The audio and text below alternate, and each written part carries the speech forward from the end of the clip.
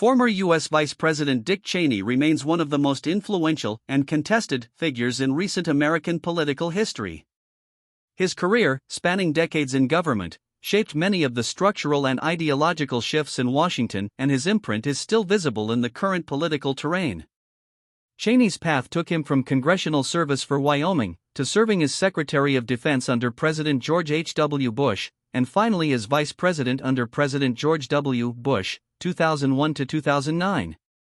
During his tenure, Cheney pushed aggressively for a strong executive branch, especially in matters of national security.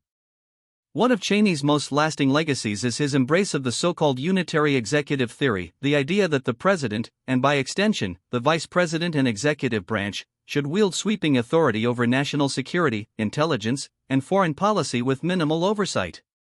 Analysts argue this framework paved the way for subsequent expansions of presidential power. Vox +2 The Washington Post +2. That approach fostered major policy changes, from post-9/11 surveillance and intelligence programs, to the decision to invade Iraq in 2003. Many of those decisions remain controversial both for their outcomes and for the mechanisms by which they were made. Cheney's legacy is sharply divided. On one hand, many Republicans and national security hawks credit him with restoring American strength abroad and making the vice presidency a far more potent office than it had been. On the other hand, critics point to Iraq, enhanced interrogation practices, secret surveillance, and diminished checks and balances as dark marks. In fact, his legacy has been described as the root of what some analysts call the imperial presidency. Why it matters today. Presidential power and institutional checks. In today's political climate, debates around executive authority, oversight, and the interplay among the branches of government are very much alive. Cheney's model of a strengthened executive set precedents that current actors draw upon, whether explicitly or implicitly. For example, recent legal decisions and interpretations about presidential immunity and authority trace back to ideas Cheney championed.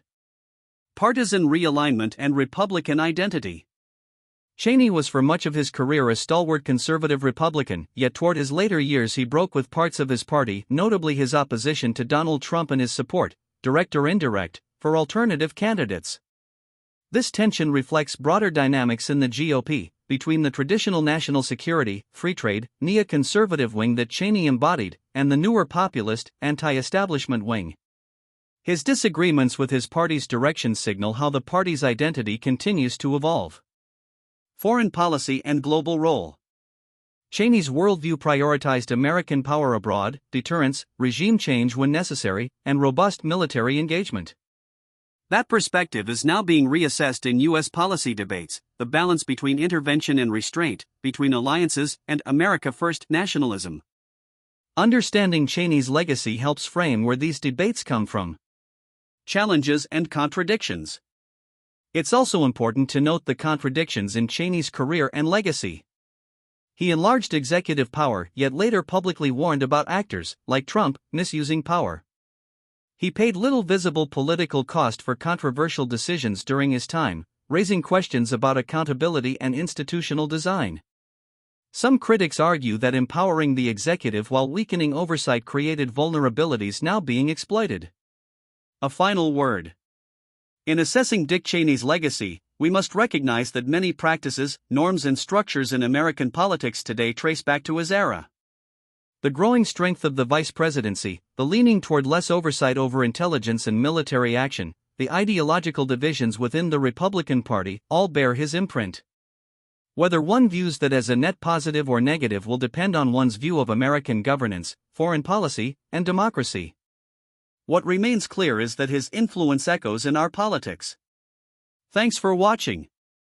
Stay ahead of the trends, like, share, and subscribe so you never miss what's happening right now.